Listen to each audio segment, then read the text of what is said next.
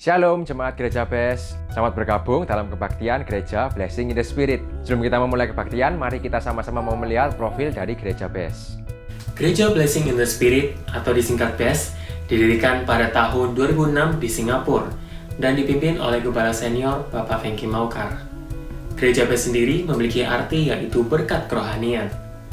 Hingga saat ini, Gereja BES sudah memiliki 59 cabang di beberapa negara, antara lain Indonesia, Singapura, China, Australia, Ghana, dan Amerika. Visi dari Gereja BES berawal dari suatu penglihatan yang diberikan Tuhan kepada Gembala Senior, yaitu banyak jemaat Tuhan membangun gereja dengan mewah dan megah, namun dalamnya keropos. Yang artinya, banyak jemaat Tuhan yang membangun visi gereja dan melakukan kewajiban agamawi, namun karakter dan mentalnya tidak sesuai dengan karakter Kristus, yaitu hatinya dipenuhi dengan dendam, keserakahan, benci, kekhawatiran, dan tidak bisa mengampuni. Misi dari Gereja BES yaitu menjadi gereja percontohan di akhir zaman melalui kebaktian dan membawa jiwa kepada Tuhan dan yang terutama kepada ajaran Yesus. Program Gereja BES diantaranya ialah: pertama, misi, mengunjungi lokasi-lokasi yang sulit dijangkau atau pedalaman di Indonesia dengan memberikan bantuan, motivasi, dan cara pandang tentang hidup, menumbuhkan keberanian terhadap tantangan, serta mengajarkan ajaran Yesus tentang kebenaran dan keselamatan. Kedua, Ladies Devotion, berasal dari kata lady yang berarti wanita dengan budi luhur, sedangkan devotion berasal dari kata devotee yang berarti setia sayang mati. Ladies Devotion adalah program Gereja BES yang ditujukan untuk kaum wanita. Ketiga, Yes, yaitu Young People Evangelism Special Services, merupakan bagian dari regenerasi Gereja BES yang menjalankan visi Tuhan, di mana akan ada ratusan, bahkan ribuan anak muda yang menyerahkan dirinya menjadi hamba Tuhan. Keempat, yaitu STT Adiwacana. Gereja BES memiliki sekolah tinggi teologi sendiri, yaitu dengan nama STT Adiwacana. Ada 3 program yang ditawarkan. Yang pertama, Sarjana S1 Teologi, yang kedua, Sarjana S1 PAK, dan yang ketiga, Pendidikan Agama Kristen. Gereja BES mempunyai 5 pilar utama, diantaranya Back to Jesus Teaching, Mega Project Karakter Kristus, Misi, Pemuritan atau Regenerasi, dan Diakonia. Mega Project Karakter Kristus merupakan ajaran dari Gereja BES, di mana melalui ajaran ini, gereja ingin membentuk mental, karakter, dan etika jemaat, sehingga sesuai dengan karakter Kristus. Sesaat lagi, kita akan mengikuti kebaktian Gereja BES. Mari, siapkan hati dan pikiran untuk kita bisa tetap kudus di dalam hadirat Tuhan. Selamat beribadah, Tuhan Tuhan Yesus Yesus memberkati. memberkati.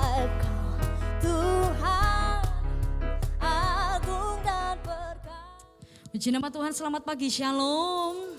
Saya melihat wajah orang-orang yang bersuka cita dan berbahagia, sebab kita mengalami kebaikan Tuhan. Yang setuju katakan amin, saudara. Yang setuju beri tepuk tangan sorak-sorai kemuliaan buat Tuhan kita. Mari kita bangkit berdiri bersama. Kita bawa pujian kita yang terbaik buat Tuhan. Bersuka cita, sebab Dia dahsyat, sebab Dia ajaib. Bahwasannya kasih setianya untuk selama-lamanya.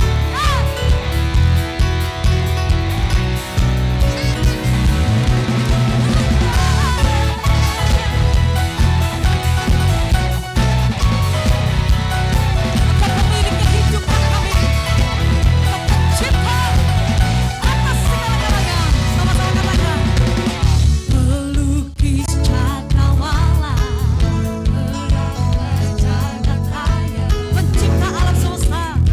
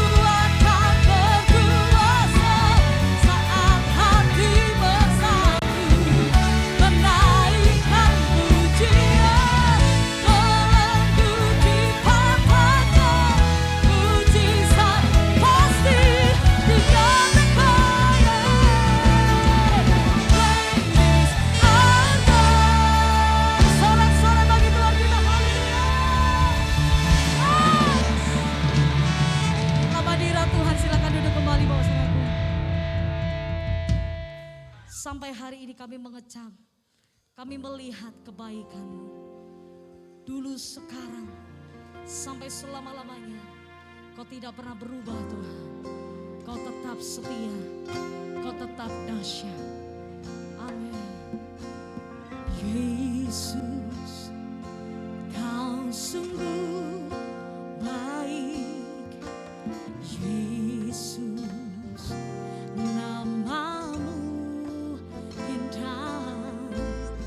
Yesus, ku cinta Kau selalu.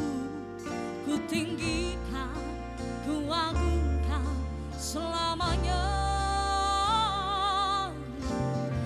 Yesus, Kau sungguh baik. Yesus, nama-Mu indah.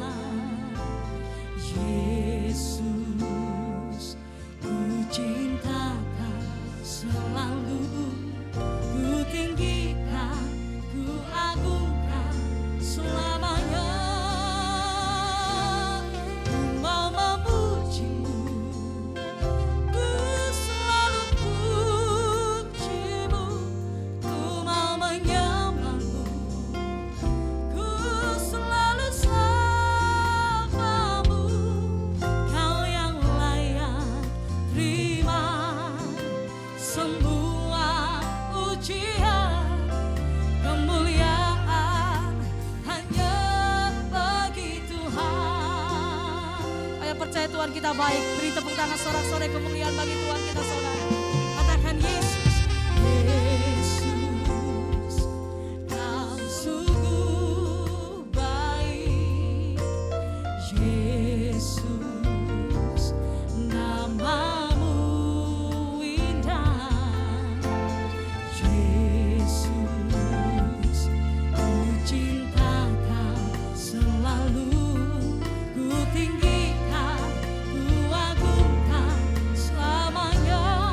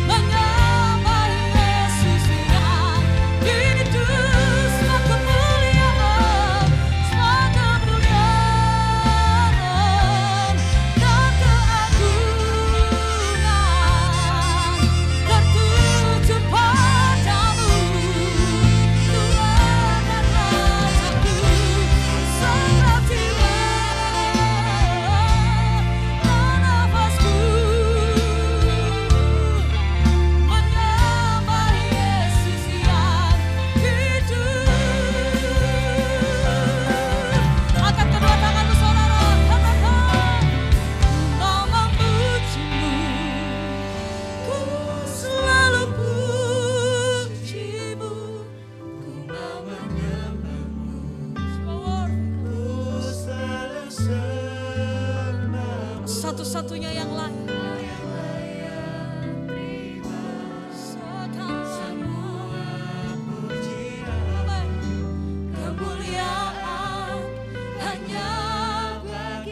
Angkat kedua tanganmu di hadapan Tuhan, puji Dia. Ku mau memuji-Mu. Ku selalu puji-Mu, ku mau menyembah-Mu, ku selalu sembah.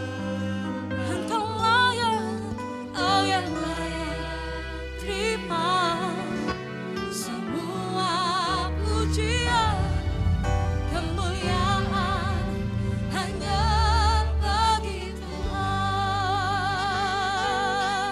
Kau yang layak terima semua pujian, kemuliaan hanya bagi Tuhan. Kau yang layak, Kau yang layak terima semua pujian, kemuliaan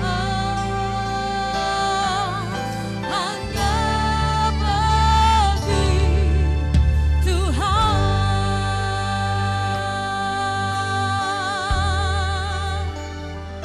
Kau mulia, Kau terindah, bagi kami tiada yang lain, hanya Yesus. Oh, pujian kami, Kau pusat penyembahan kami.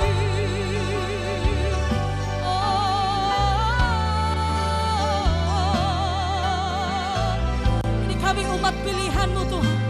Kami menghampiri tata kasih karunia-Mu, membangun mezbah pujian bagi Raja di atas segala kata. Engkau yang agung, Engkau yang mulia, tiada bandingannya.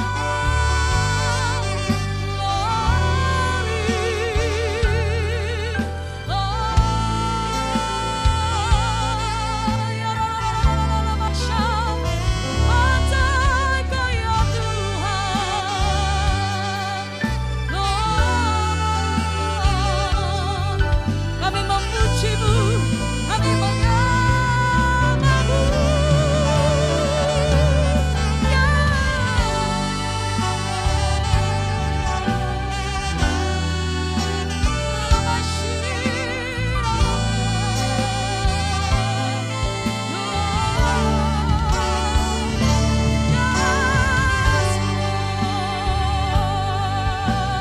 Ini pujian kami, ini penyembahan kami Tuhan. Engkau yang Rajaku.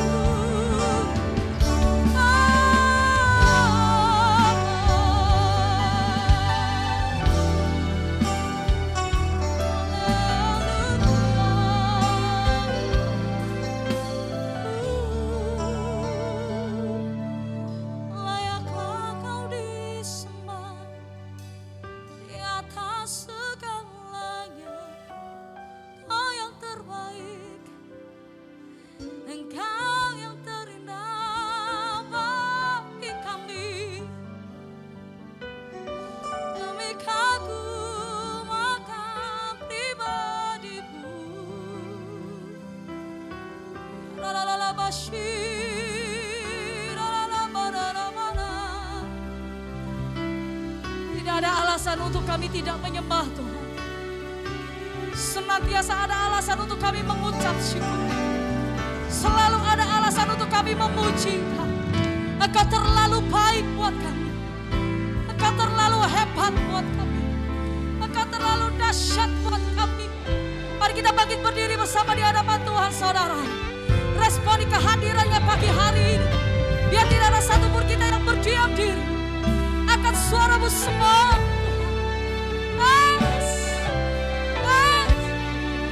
The glory be unto you. Oh, my beauty.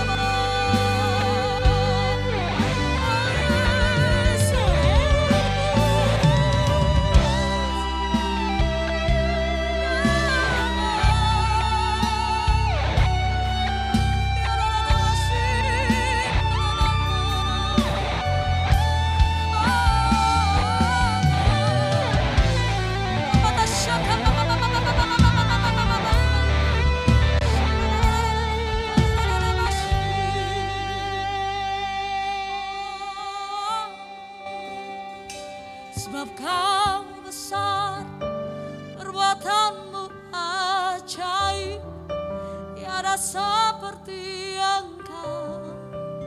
Mama Church.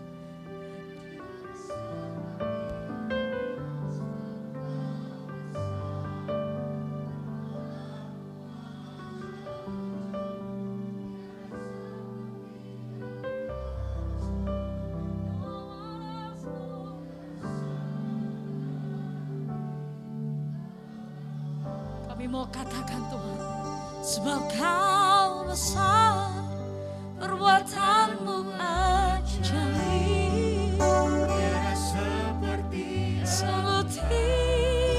Engkau, tiada seperti Engkau. Sebab Kau besar, perbuatanmu ajaib. Tidak ada yang seperti Yesus. Tidak ada yang seperti Tuhan. Tiada seperti Engkau, sebab Kau besar, perbuatanmu sungguh ajaib.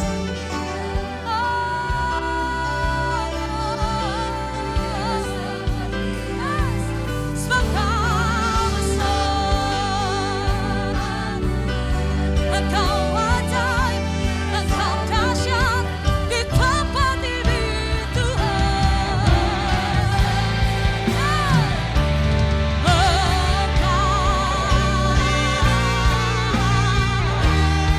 Engkau terhebat buat kami, Engkau terdahsyat buat kami. Sebab Kau besar, perbuatanmu ajaib. Tiada seperti Engkau, tiada seperti Engkau. Sebab Kau besar, perbuatanmu ajaib. Tiada seperti Engkau, tiada seperti Engkau. Sebab Kau besar, sebab Kau besar, perbuatanmu ajaib. Tiada seperti Engkau, tiada seperti Engkau. Sebab Kau besar. Kau nyatakan keajaibanmu, Kau nyatakan kedahsyatanmu.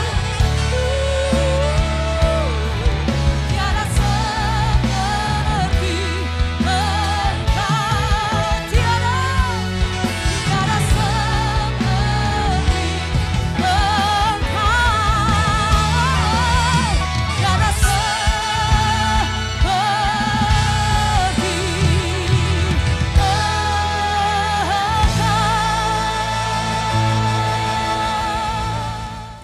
Glory, haleluya, haleluya. Terima kasih Tuhan, terima kasih atas hari ini. Memberikan kepada kami semangat roh yang baru, yang menyala-nyala melayani Tuhan. Biar setiap kami sadar Tuhan, bahwa hari Minggu ibadah kami juga harus disertai dengan semangat dan kasih dan roh yang menyala-nyala. Di dalam nama Tuhan Yesus kami berdoa untuk setiap saudara kami yang dalam kesulitan, masalah, persoalan, tantangan. Biar mereka Tuhan boleh berserah kepada Tuhan. Boleh mengenal Tuhan dengan secara pribadi. Bahwa Engkau mengasihi lebih daripada diri kami kepada kami. Oleh karena itu Tuhan, buatlah mereka supaya dipulihkan. Yang sakit disembuhkan di dalam nama Yesus Kristus. Kami siap mendengarkan firman-Mu di dalam nama Yesus. Haleluya. Amin. Amin. Silakan duduk, shalom. Puji Tuhan, saudara yang dikasihi Tuhan. Kita punya tema hari ini, kenali Tuhan secara pribadi. Kenali Tuhan secara pribadi. Artinya di sini saudara, jangan cuma kenal kata orang. Jangan mengenal Tuhan itu karena kita beragama Kristen. Jangan cuma mengenal Tuhan karena saudara selalu ikut ibadah dan membaca kitab suci. Tetapi saudara harus mengenal Tuhan secara pribadi. Kalau seseorang boleh membaca riwayat hidup seseorang, ya, dia membaca daripada riwayat seseorang, dia baca semuanya. Bukan berarti dia mengenal secara pribadi. Dia hanya tahu, tetapi tidak semuanya. Firman Allah ini begitu luar biasa. Kita tidak bisa menangkap semuanya.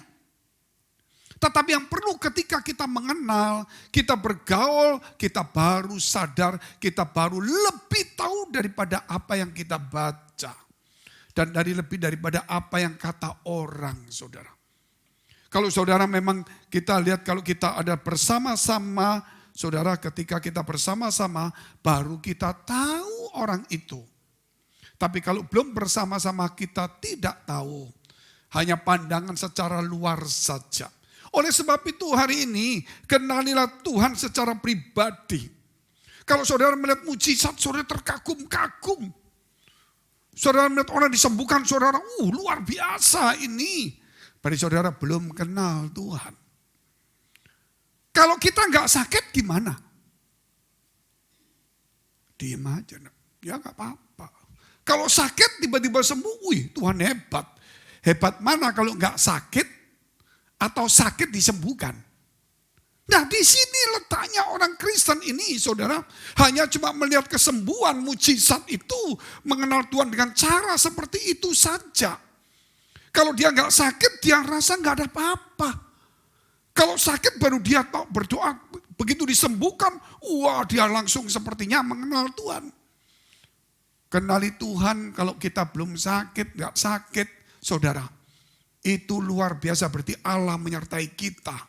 Dan kalau sakit, saudara nggak usah takut juga. Pasti juga minta kesembuhan, silakan. Mujizat juga demikian. Tetapi saudara kalau kita berjumpa dengan Tuhan, bukan soal sakit sembuh atau mujizat. Namun karakter kita dirubah, itu yang luar biasa. Sifat kita yang tamak, yang egois, yang suka gosip, yang mungkin suka iri hati, suka kecewa, suka berkelahi, suka berdebat. Itu kalau berubah penuh dengan kasih, suka mengampuni, mengalah, itu baru saudara benar. Nah kalau cuma melihat mujizat itu secara fisik saja, tapi bukan secara hati. Yeskiel telah menuliskan bahwa aku akan datang untuk memberikan hati dan roh yang baru, hati yang taat. Akan itu berarti nanti kapan itu terjadi ketika Yesus turun ke dunia. Dia memberikan hati yang baru dan roh yang baru. Oleh sebab itu ketika menjadi orang percaya, saudara gak boleh lemes-lemes lamban begitu. Gak punya harapan seperti mama mayat hidup. Orang kalau punya harapan, punya tujuan, walaupun di dalam kesulitan, persoalan, masalah, dia tetap akan tangguh dan tekun dan kuat. Sudah sekian tahun kita mendengar firman Allah. Apakah api itu sudah berkobar? Saudara, apakah kita sudah mengenal Tuhan dengan baik? Lebih banyak kita saudara mengenal kondisinya saja, mujizatnya. Oleh sebab itu kita lihat dulu firman Tuhan. Markus pasal 4 ayat 35 sampai 41.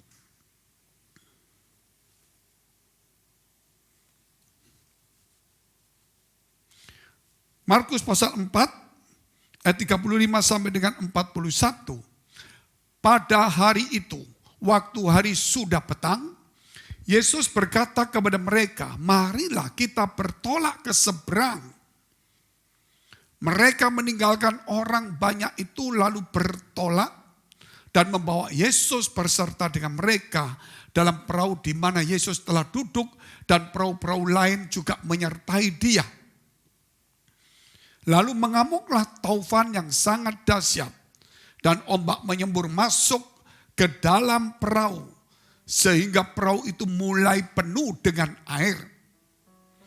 Pada waktu itu Yesus sedang tidur di buritan di sebuah tilam. Maka murid-muridnya membangunkan dia dan berkata kepadanya, Guru, engkau tidak peduli kalau kita binasa. Ini orang tidak kenal Tuhan, saudara. Padahal Tuhan sudah melakukan mujizat banyak menyembuhkan. Padahal tahu sudah. Kita terus lihat. Ia pun bangun menghadik angin itu dan berkata kepada danau itu, diam, tenanglah. Lalu angin itu reda dan danau itu menjadi teduh sekali. Lalu ia berkata kepada mereka, mengapa kamu begitu takut? Mengapa kamu tidak percaya? Mereka menjadi sangat takut dan berkata seorang kepada yang lain, siapa gerangan orang ini? Sehingga angin dan danau pun taat kepadanya. Mereka, saudara, belum kenal Tuhan. Kalau kita melihat, saudara, mereka itu mengenalnya karena mujizatnya saja. Kesembuhan. Mereka belum mengenal pribadinya. Sebab itu ketika mereka mulai bersama dengan Yesus dan perahu itu terguncang, mereka menjadi ketakutan dan membangunkan Yesus. Seakan-akan berkata, Guru, kenapa kau biarkan kami binasa? Tuhan tidak pernah mengizinkan dan memberikan kepada kita kebinasaan. Dia adalah juru selamat, saudara. Sehingga kalau kita melihat poin pertama itu, siapa gerangan orang ini? Mereka masih belum mengerti, belum mengenal. Yang hari ini yang saya takutkan saudara masih belum mengenal Tuhan dengan baik. Sehingga saudara seakan-akan melihat bahwa saudara hari ini punya masalah. Tuhan kok biarkan saya seperti ini? Mengapa Tuhan kok izinkan seperti ini? Kalau engkau kenal Tuhanmu itu lain. Dia adalah juru selamat kita. Sang firman, sahabat dan terang dunia. Kalau saya punya masalah, saudara, semua orang pasti punya masalah. Tetapi saya kenal Tuhan saya dengan baik. Kalau ada masalah, berarti pasti ada jalan keluar. Kalau ada masalah, berarti ada Tuhan juga. Kalau ada masalah, berarti Tuhan mau angkat kita. Tanpa masalah, seseorang tidak akan tumbuh dewasa. Tanpa masalah, seseorang tidak akan pernah mengenal Tuhan dengan baik. Sehingga saya tulis dalam buku saya, masalah adalah berkat. Saya kerap kali juga berkhotbah. Kalau ada tiba-tiba orang memusuhi kita. Loh, saya percaya Tuhan kok ada orang memusuhi saya ya? Saudara belum kenal Tuhanmu. Aku kan baik kok dimusuhi orang. Ah, kurang ajar orang itu. Saudara mau mungkin membalas lagi. Tuhan berkata, jangan membalas kejahatan dengan kejahatan. Caci maki dengan caci maki enggak boleh. Kasihlah musuhmu. Berkatilah orang yang mengutuk kamu. Sulit. Kalau saudara kenal lain. Contoh dikatakan. Daud berkata, banyak musuh. Tanpa sebab memusuhi aku Tuhan. Tetapi engkau meninggikan aku di atas semua musuhku. Paham saudara? Mungkin saudara masih belum mengerti ini. Belum bangun. Artinya kalau musuh itu tiba-tiba tanpa sebab datang kepada kita. Saudara tidak boleh memusuhi, mengasihi. Seperti Daud mengasihi Saul walaupun Saul ingin memusuhi atau ingin membunuh Daud. Karena Daud punya prinsip begini, aku tiba-tiba dia memusuhi aku. Tuhan akan mengangkat aku di atas musuhku. Siapa musuhku? Saul. Berarti aku ada di atas Saul. Itu pikiran yang positif. Amin. Berarti saudara mengenal Tuhan. Tuhan tidak mungkin memberikan kepada saudara musuh. Untuk saudara dibawa musuh dan dibinasakan. Karena dia adalah juru selamat. Kemudian kalau kita melihat ada orang mencaci maki kita. Atau mengata-ngatai kita nggak bagus. Contoh ya. Kamu ini sial. Kamu ini. Saudara sakit hati nggak? Sakit hati. Siapa orang nggak sakit hati? Saudara masih belum kenal Tuhan. Kenapa Tuhan kok tiba-tiba di gereja ada orang langsung nunjuk saya. Terus ngomong kamu ini masa depan suram madesu gitu saudara. Dan ini dan itu kok nyakitkan hati. Kalau kamu kenal Tuhan, berarti Tuhan sedang memberikan kepada kamu umpan.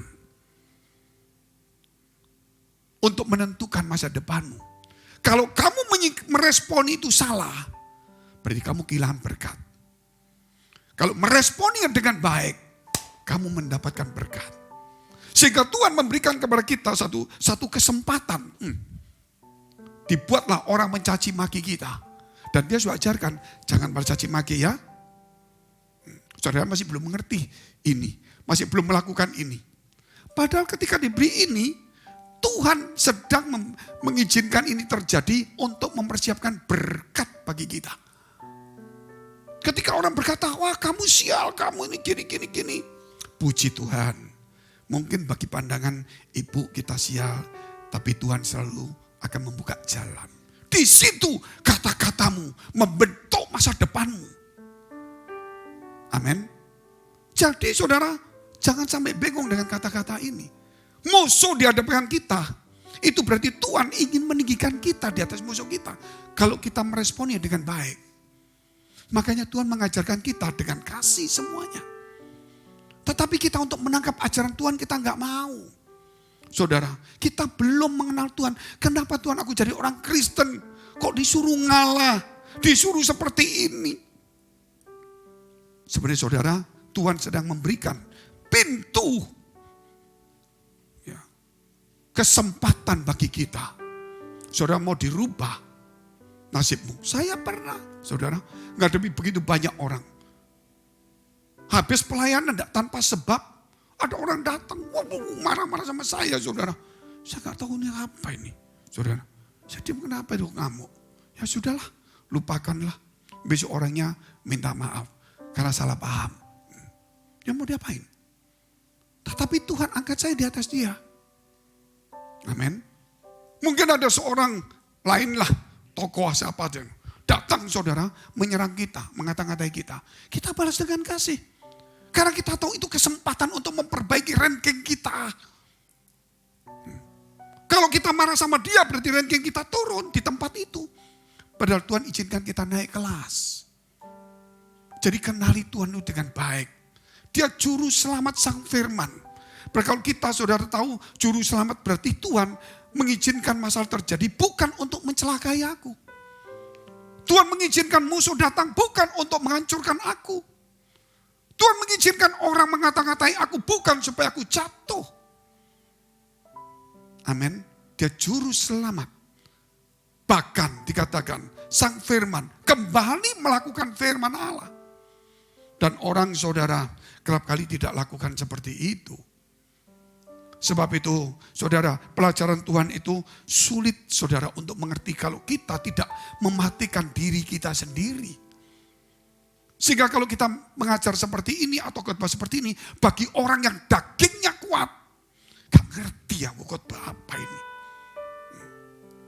Gak ngerti dia, kenapa ditampar pipi kanan kok berikan pipi kiri, gak masuk akal, betul gak saudara? Kenapa harus mengasihi musuh, kenapa harus memberkati orang mengutuk kita? Gitu. Kenapa harus membalas kebaikan kalau orang itu jahat? Dia belum mengerti. Kalau saudara mengerti, itu gak main-main hidupmu. Sehelai rambutmu jatuh pun sudah diperhitungkan oleh Allahmu. Sehelai rambut jatuh pun sudah dihitung. Kenali Tuhanmu dengan baik. Amin. Jadi kalau ada musuh, sehelai rambut aja diperhitungkan. Masa setiap hari kita menemui masalah besar gak diperhitungkan. Masalah adalah berkat yang harus kita olah. Jadi jangan takut dengan masalah, tapi jangan buat masalah. Saudara, sehingga orang Kristen itu tangguh kuat. Karena dia tidak melihat persoalan yang di depan. Tapi dia melihat juru selamatnya.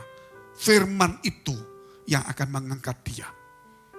Kita hidup diangkat Tuhan itu bukan karena kita mengangkat diri sendiri. Tetapi Tuhan mengangkat kita. Banyak orang mengangkat dirinya sendiri, tetapi dia akan jatuh. Tetapi orang yang merendahkan dirinya akan diangkat oleh Tuhan. Ini pengajaran sama dunia itu berbeda. Banyak orang berkata kepada saya, Pak Fenggi, kalau jadi pendeta, kalau keluar-keluar itu pakai yang necis, yang pakai sembarang mobil yang mewah, supaya orang segen. Saudara, saya pakai mobil biasa. Saudara, saya kadang-kadang pakai celana biasa, makan di tempat biasa. Gitu loh. Kenapa saudara? Karena orang itu ingin meninggikan diri. Posisinya diangkat sendiri, bukan diangkat Tuhan. Kita harus belajar, saudara, kenal Tuhan. Kalau kita merendahkan diri, Tuhan akan mengangkat kita. Katakan amin dulu. Oleh sebab itu, murid-murid berkata, siapakah gerangan orang ini? Karena dia lihat angin danau taat. Poin kedua kita lihat, Tuhan itu Tuhan atas alam semesta. Alam semesta. Angin dan danau pun taat sama dia. Dia bisa berjalan di atas air. Bisa merubah air menjadi anggur. Kenapa kita nggak bisa dirubah? Kalau sifat kita, karakter kita berubah, masa depan kita pasti berubah. Contoh, kalau saudara malas, mana mungkin ada masa depan bagus. Saudara dari malas termotivasi ini, menjadi rajin, ada kesempatan ke depan. Berarti saudara kalau membangun masa depan, jangan cuma punya cita-cita tinggi, tapi bangun karaktermu terlebih dahulu. Amin. Kalau angin dan danau pun taat, kenapa kita tidak bisa berubah? Firman itu untuk mengubah hidup kita, karakter kita, saudara. Orang yang rendah hati, saudara, itu upahnya kekayaan kehormatan. Orang yang rendah hati itu dicintai Tuhan. Orang yang tinggi hati itu dimusuhi Tuhan. Sudah ulang-ulang kita ngerti. Tapi tambah tahun kita bukan tambah rendah hati, tambah tinggi hati. Saudara, kita lihat berkatnya tambah, kedudukannya tambah, saudara. Bukannya tambah rendah hati, tambah tinggi hati. Seharusnya tambah umur, tambah kekayaan, tambah berkat, tambah apapun. Ini harus tambah rendah, saudara. Kalau sesuatu kita mau menyimpan air, suatu tempat untuk menyimpan air. Kalau kita mau menampung air lebih banyak, harus digali lebih dalam. Dibikin tempat lebih dalam. Bukan kita, saudara, kita ingin dapat banyak, tapi tetap saja yang meluber. Enggak ada. Oleh sebab itu Tuhan atas alam semesta, persoalan apapun yang kita hadapi hari ini. Saudara, apa yang dihadapin? Saudara ini tunduk kepada alam, tidak mampu. Kena virus pun tidak mampu. Kena hujan pun saudara kuat semuanya. Tetapi dia Tuhan atas alam semesta. Dia bisa rubah segala sesuatunya. Kalau dia bisa rubah, kenapa Tuhan gak bisa rubah kita? Berarti kita yang gak mau berubah. Kita mau niru Tuhan. Dulu sekarang selama-lamanya sama. Itu Tuhan. Kita bukan Tuhan, saudara. Kita harus berubah. Amin. Kalau mau menikmati hari-hari yang baik. Kalau mau menikmati hari baik. Itu perkataan hidup kita harus baik juga. Jangan sampai perkataan kita, hidup kita enggak bagus. Ingat itu saudara. Bahwa kalau kita mau memperbaiki masa depan. Karakter harus dibangun terlebih dahulu. Saudara yakin Tuhan akan memberkati saudara. Berarti saudara harus rajin, harus giat. Mengapa Tuhan itu, saudara kalau kita lihat kerap kali dia menyembuhkan orang pada hari Sabat. Sampai akhir Farisi, imam-imam itu marah sama dia. Berulang-ulang sudah dikasih tahu. Jangan pada hari Sabat. Selalu menyembuhkan pada hari Sabat. Karena Tuhan mau tunjukkan. Hari Sabat anggap aja hari ibadah. Betul ya? Hari ibadah itu pun kita harus kerja keras. Bukan untuk dunia. Bapak Ibu. Senin saya kerja keras. Anggap aja kalau petani nyangkul. Kalau penjual toko, saudara mulai bersihkan, melayani orang dengan bagus. Kalau salesman nawarkan dan sebagainya.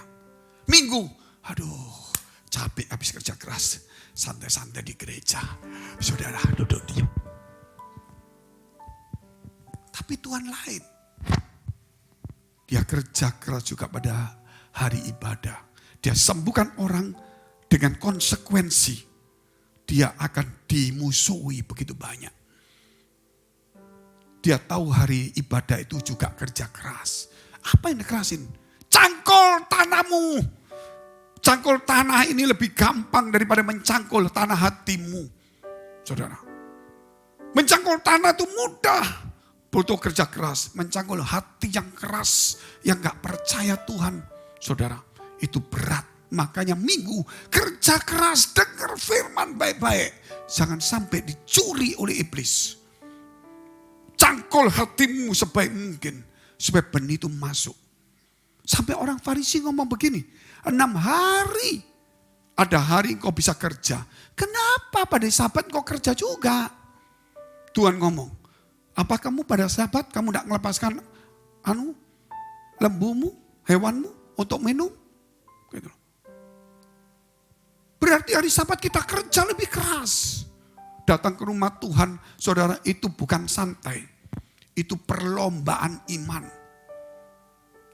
Daud, saudara tahu Raja Daud, dia kalau pergi ibadah, dia bisa ngomong, minggirkan semua orang. Saya jalan, diiringi orang dangdeng, saudara, musiknya. Terus masuk di bait Allah, duduk diam. Baru orang lain masuk. Dia punya fasilitas seperti itu bukan? Tapi dia enggak. Karena untuk ibadah itu perlombaan iman, kerja keras. Sehingga dia berkata, aku berlari-lari mendahului jemaah untuk datang ke rumah Allah. Berarti di rumah Allah, di ibadah itu kerja keras, usaha keras, perlombaan iman. Itu perlombaan iman saudara. Perlombaan itu berarti ada ketentuan. Gak bisa kita seenaknya sendiri. Di gereja ini perlombaan iman. Bukan adu kuat saudara. Tetapi mau gak kita sungguh-sungguh kepada Tuhan kita. Kita lihat saudara, poin ketiga, siapakah Tuhan itu? Markus pasal 4, 38, 39, kita baca kembali. Pintu keselamatan, kita baca dulu. Pada waktu itu Yesus sedang tidur di buritan, di sebuah tilam. Maka murid-muridnya membangunkan dia dan berkata kepadanya, Guru, engkau tidak peduli kalau kita binasa. Terus, ia pun bangun menghadik angin itu dan berkata kepada danau itu, diam tenanglah. Lalu angin itu reda dan danau itu menjadi teduh sekali. Kemudian dia tegur murid-muridnya. Seakan-akan muridnya itu saudara, dia itu membiarkan Tuhan membiarkan dirinya itu binasa. Dia belum mengenal Tuhan dengan bagus. Sekali lagi, sehelai rambutmu jatuh pun diperhitungkan. Coba pikir itu saudara. Berapa banyak rambutmu jatuh gak kamu hitung loh. Tetapi Tuhan perhitungkan. Masa kita khawatir lagi saudara. Bangkit hari ini ada Tuhan yang memperhatikan kita. Ada Tuhan yang sedang mengangkat dengan tangan kanannya. Saudara, gak bisa kita diam-diam saja. Dia itu pintu keselamatan bagi kita. Kita lihat dulu firman Tuhan dalam kitab Yohanes 10 ayat yang ke-9.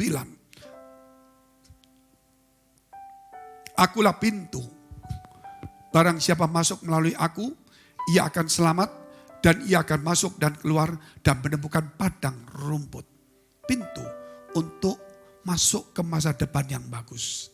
Pintu, saudara, untuk meraih janji Allah. Pintu pasti keselamatan juga. Pintu kebahagiaan. Pintu damai sejahtera. Pintu, saudara, sukacita dalam Roh Kudus. Pintu begitu luar biasa sekali. Amin. Kalau jadi orang Kristen hari ini, saudara, kita belum menikmati itu. Saudara masih berkata, banyak pergumulan Pak, susah.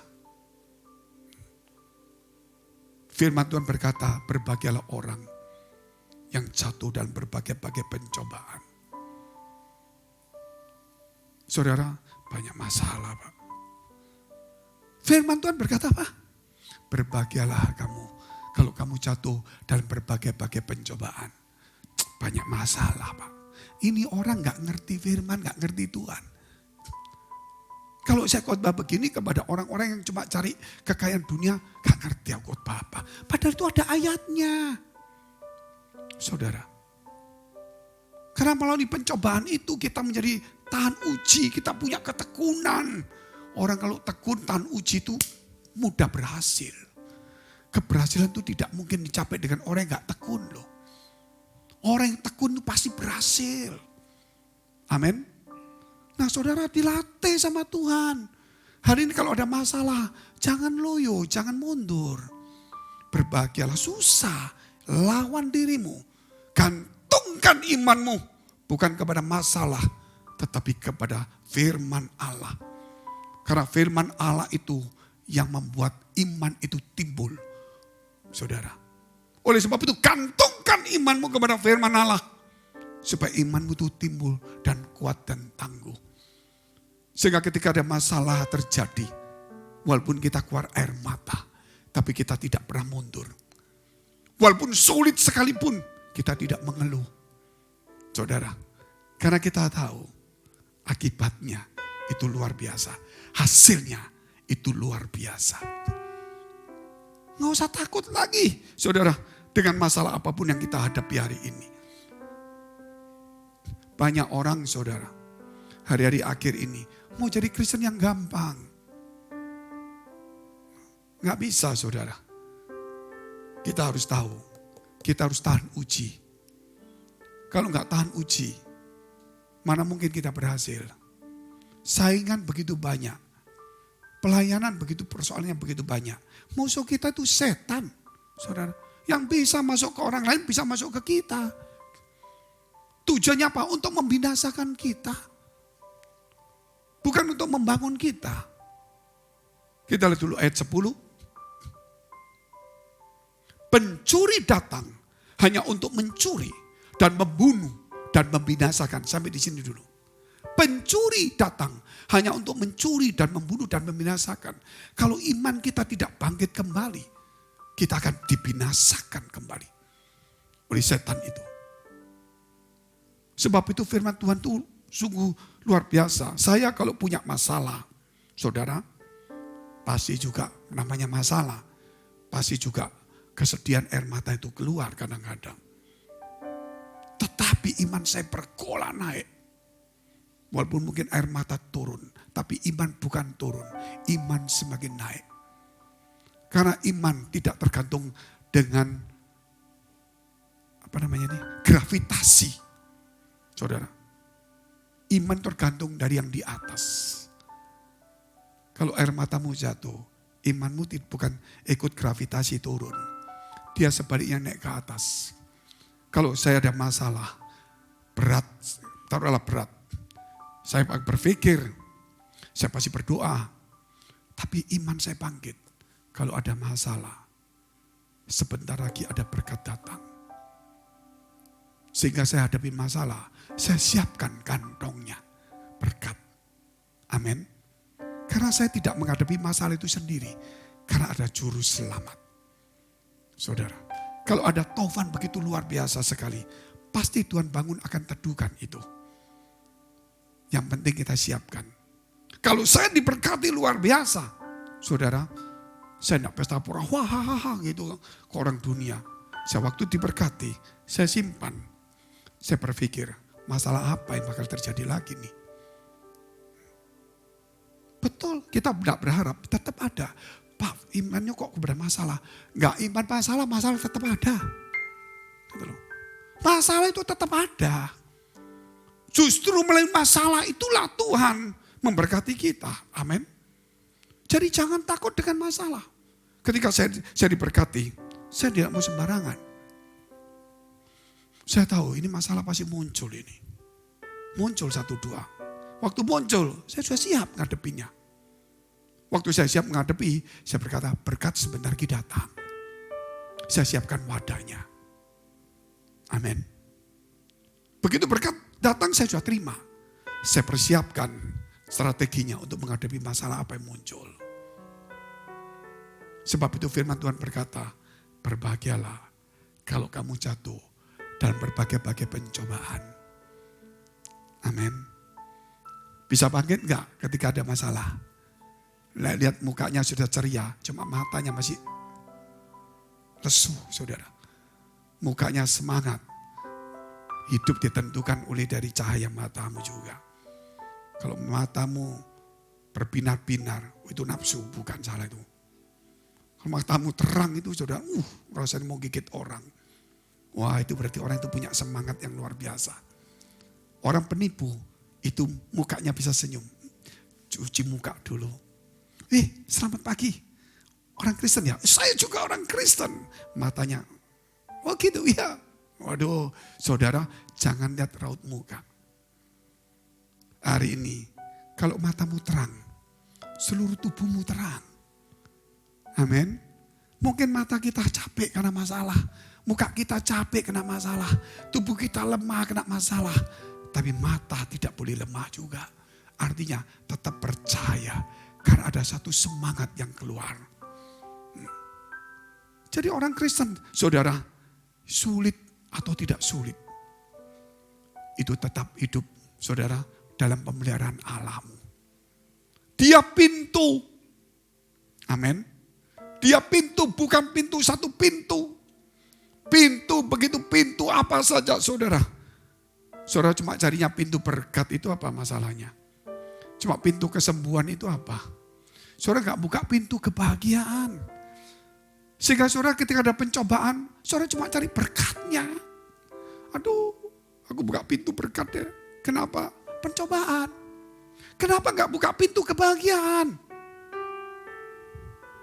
Ketika kau buka pintu kebahagiaan, Pak ada masalah kau pintu kebahagiaan Pak. Begitu kamu buka, kamu akan melihat masa depanmu. Kamu akan lihat masalahmu itu, saudara. Akan menjadi berkat. Setiap hal yang kesulitan yang saya hadapin, saya anggap itu pupuk. Saya, gembala di tempat ini. Saya punya prinsip dari firman Allah. Saya mengajar saudara. Kalau saudara gak dapatkan hal yang sama, saudara gak nemukan padang rumput. Saudara gak seperti domba yang tidak bisa makan. Hari yang perlu saudara hidup adalah di imanmu. Hatimu itu yang perlu. Kita harus tahu saudara.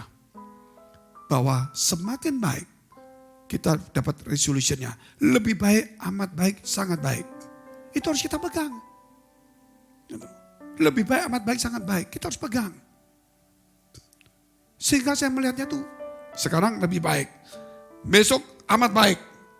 Ini mencapai Desember harus sangat baik. Yang kita lihat itu ini. Semakin sulit persoalannya. Saudara, semakin besar berkat yang disediakan Tuhan bagi kita. Ketika orang punya persoalan berat, contoh ya, dia akhirnya saudara ketemu dengan umpama orang pejabat tinggi. Dia ketemu dengan pejabat tinggi. Persoalannya karena besar. Akhirnya setelah ketemu, dia kenal dengan orang ini. Setelah kenal, dia kenal dengan golongan orang ini. Kemudian hidupnya berubah. Makanya kalau orang yang masuk, saudara, yang di dalam penjara itu. Kalau dia bisa mengenal Tuhan dengan bagus, dia seperti Yusuf. Tetapi kalau dia tidak mengenal Yusuf, dia keluar jadi Yudas Iskariot.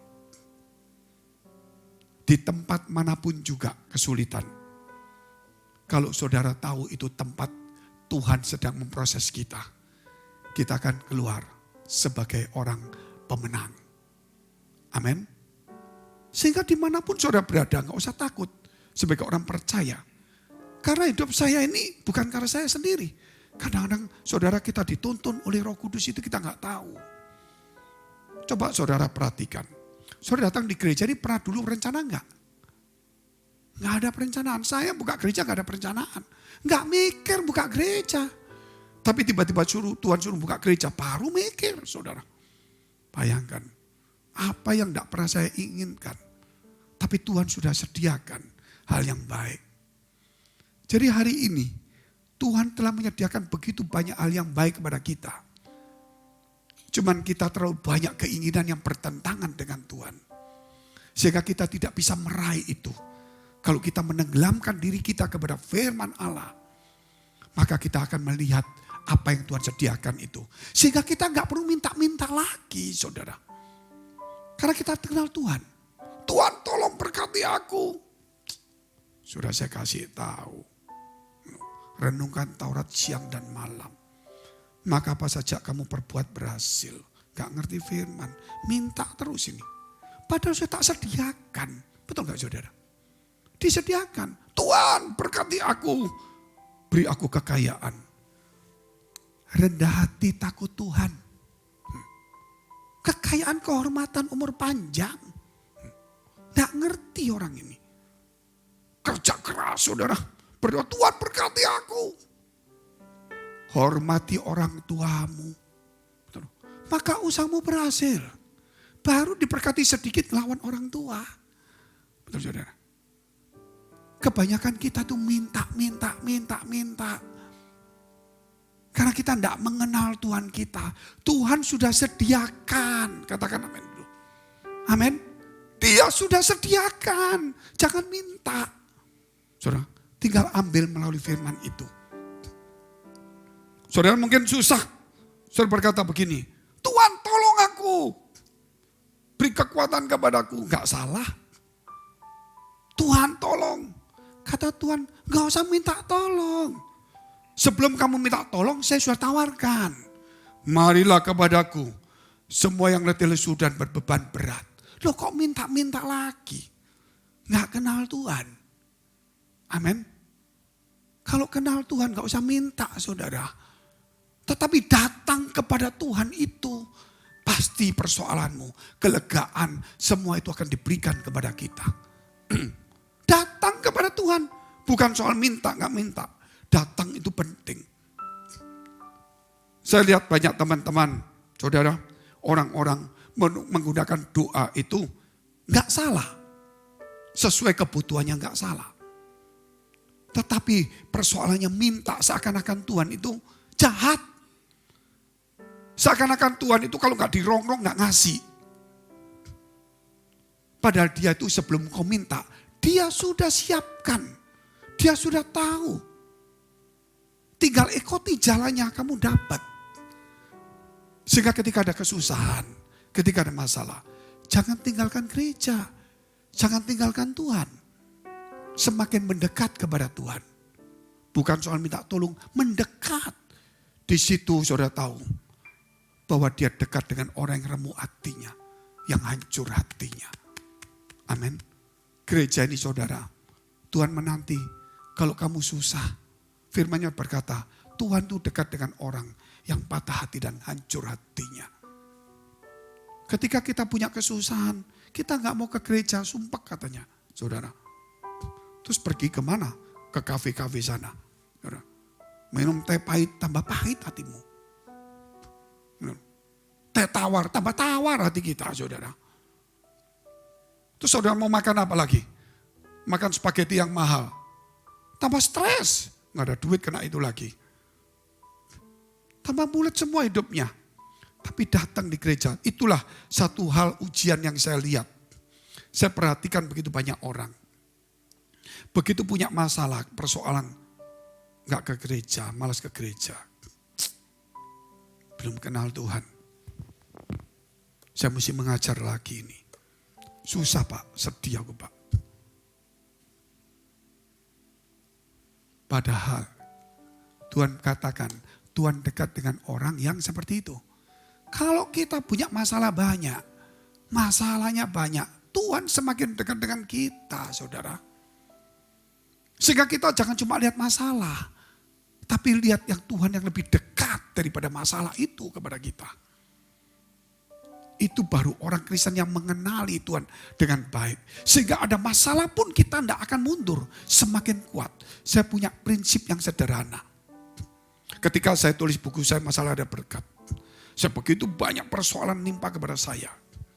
Saya ngomong sendiri. Gak ada musuhnya, saya ngomong sendiri. Setan, waktu aku diberkati, aku bikin kamu stres. Saya bantu sana, khotbah sini, buka sana, buka gereja sini. Tapi waktu kamu buat saya stres, kan dia balas kita kan? Ya, saya bikin kamu depresi. Jadi waktu saya stres, masalah banyak, saya kerja semakin gila kepada Tuhan. Saya bikin setan tuh depresi. Sehingga setan ngomong gini loh, mau ganggu Fengki tambah pusing aku. Tambah jadi-jadi, betul gak saudara? Akhirnya lebih baik ganggu yang lain lah. Cari di sini, enggak tahu siapa yang kena nanti.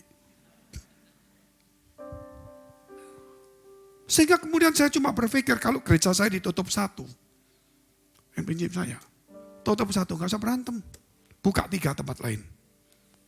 Tutup 3, buka 6. Yang nutup takut. Benar saudara. Jadi setiap masalah itu jangan ditindaki dengan mundur.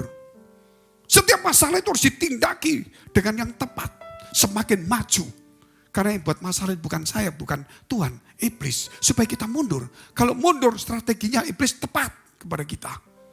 Tapi kalau kita gak mundur, dia gak punya strategi lagi. Itu jadi orang Kristen yang kenal Tuhan. Saya gak bicara soal mujizat saja. Tapi mau saya bicara sebenarnya kenali Tuhanmu dengan baik. Yang terakhir, yaitu Tuhan adalah gembala. Mana ada gembala membawa dombanya itu makan gak karuan. Yohanes 10 ayat 10. Pencuri datang hanya untuk mencuri dan membunuh dan membinasakan. Tadi, aku datang supaya mereka mempunyai hidup dan mempunyai dalam segala kelimpahan. Kelimpahannya jangan bicara uang dulu. Kelimpahannya jangan bicara berkat jasmani dulu. Tapi kelimpahannya bicara tentang damai kebahagiaan. Kalau saudara punya kebahagiaan, punya damai, punya sukacita. Ketika ada masalah, engkau tetap bahagia. Loh kenapa? Karena berbahagialah orang yang satu dan berbagai-bagai pencobaan. Amin. Bahwa pencobaan yang kita alami itu pencobaan biasa. Karena Tuhan itu setia. Dan ketika kita dicobai tidak melampaui kekuatan kita. Dan dia akan memberikan jalan keluar. Akulah pintu. Sehingga engkau masuk menemukan padang rumput. Masalah menjadi berkat. Amin. Mulai sekarang harus dewasa rohani. Bapak ibu yang dikasihi Tuhan. Jangan cuma minum susu terus. Jangan cuma lihat mujizat kesembuhan. Nanti iman kita naik turun. Bolehlah itu sekali-sekali memang kita harapkan ada. Tapi cobalah meningkat. Sehingga kita tidak perlu melihat kesembuhan dan mujizat saja. Tapi kita melihat sesuatu yang luar biasa. Sehingga ayat ini tidak diterjemahkan dan mempunyai dalam segala kelimpahan berkat, kelimpahan mujizat, kelimpahan kesembuhan. Bukan, kelimpahan itu kebahagiaan, damai sejahtera. Amin. Bersabarlah dalam penderitaan. Saudara, luar biasa Tuhan itu mengajar kepada kita. Sudah gak usah takut dengan persoalan. Tiba-tiba suami jadi gila, benar kan? Bukan gila sungguhan, gila-gilaan. Gitu loh. Jangan protes sama Tuhan. Saudara, Tuhan sedang buatkan sesuatu yang lebih indah. Oh berarti dapat suami baru, dosa yuk. Siapa ngomong tadi? Bukan saudara, Tuhan sedang upgrade kita. Kalau ada istri begitu, model macam-macam, ya sudahlah. Tuhan sedang buat kita untuk melihat sesuatu yang luar biasa yang tidak dilihat orang. Saudara cuma melihat keburukan orang, saudara melihat kebaikannya Tuhan. Amin. Kita tidak pernah bisa melihat keburukan Tuhan karena nggak ada. Aku datang supaya mereka mempunyai hidup dan mempunyai dalam segala kelimpahan. Saudara nggak bisa melihat keburukannya Tuhan, selalu kebaikannya. Kalau lihat orang selalu keburukannya, nggak ada kebaikannya. Sehingga ketika melihat orang, jangan cuma melihat orang, tapi lihat Tuhanmu juga. Sehingga ada satu keseimbangan dalam hidup ini. Sehingga saudara menjadi dewasa rohani. Pelajaran dari mana ini Pak? Gereja apa kok ngajar begini? Ini ayat-ayat yang hidup. Amin. Yang gak bisa ditafsirkan kalau kamu gak mengerti, gak mengenal Tuhan dengan baik. Kalau kita mengenal Tuhan hanya karena berkat mujizat kamu, kita gak akan mengerti firman ini dengan baik. Kita tetap kanak-kanak rohani sampai akhir. Hidup kita terus susah, diberkati susah, gak diberkati apalagi. Ayat 11 terakhir. Jangan untuk semua bangkit berdiri. Akulah gembala yang baik, silakan bangkit berdiri kok mau duduk terus. Akulah gembala yang baik memberikan nyawanya bagi domba-dombanya. Takut gak? Ada singa datang. ada binatang buas datang, gembala baik memberikan nyawanya. Singa boleh datang, binatang buas boleh datang, mungkin mengejar kita, tetapi Tuhan yang akan menghalaunya. Amin. Kenapa Tuhan katakan gembala yang baik memberikan nyawanya bagi domba-dombanya? Berarti persoalan itu tetap ada selama kita hidup. Di dalam pelayanan sebagai orang suci tetap ada. Namun Tuhan yang akan menghadapi semuanya. Semakin besar persoalan, semakin besar berkat yang disediakan. Semakin banyak air mata yang turun. Semakin banyak Tuhan menampung di dalam kirbatnya. Mari kita tunduk kepala, kita berdoa. Terima kasih Tuhan. Biar pelajaran ini mengubah paradigma kami. Menjadi kami orang yang dewasa, yang tangguh. Yang selalu melihat hari demi hari. Selalu melihat kesempatan itu selalu ada walaupun di tengah-tengah kesulitan. Di tengah-tengah musuh, di tengah-tengah masalah yang besar. Kami selalu melihat berkat yang tersembunyi itu yang disediakan Tuhan. Ketika kami melihat kejelekan manusia, kami selalu bisa melihat kebaikan Tuhan juga. Oleh sebab itu Tuhan, hari ini kami telah berubah. Kami boleh mengenal Tuhan dari satu sisi melalui firman-Mu. Kami boleh belajar Tuhan, mengenal Tuhan, karena kami lebih dekat kepada Tuhan. Melalui masalah, melalui persoalan, melalui pergumulan, kami lebih mengerti diri kami. Kami lebih mengerti keterbatasan kami. Kami lebih mengerti bahwa kami membutuhkan Tuhan. Mari kita berdoa syafaat untuk semua gereja yang ada di seluruh dunia. Kami berdoa untuk semua gereja yang ada di seluruh dunia. Dari hamba Tuhan sampai kepada umat Tuhan. Kiranya Engkau memberkati mereka, supaya mereka menjadi berkat dan hidup mereka berdampak. Supaya di mana gereja mereka melayani dipenuhi orang-orang yang takut akan Tuhan dan tulus hatinya. Kami berdoa Tuhan untuk semua gereja yang ada di seluruh dunia. Supaya mereka bersatu rukun dan tidak terpecah-pecah. Supaya dunia percaya Yesus adalah Tuhan bagi kemuliaan Allah Bapa di surga.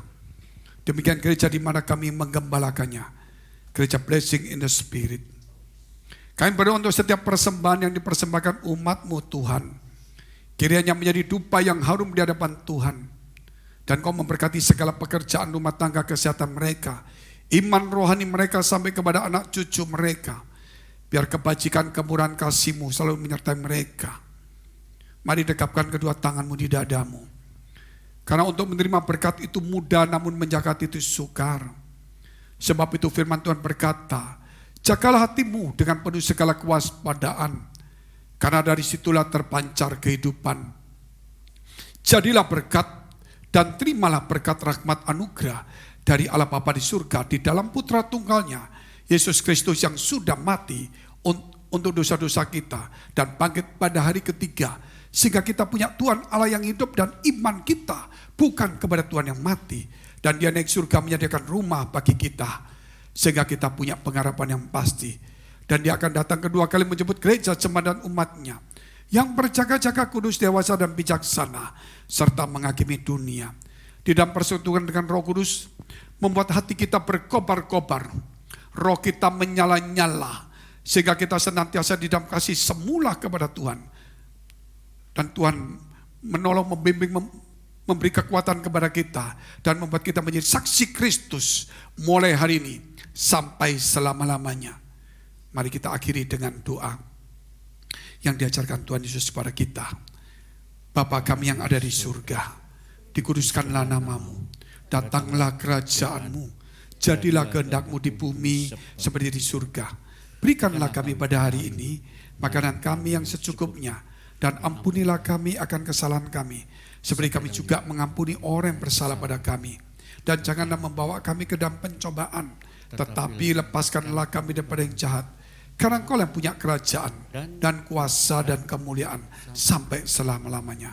Amin. Silakan duduk. Tuhan Yesus memberkati.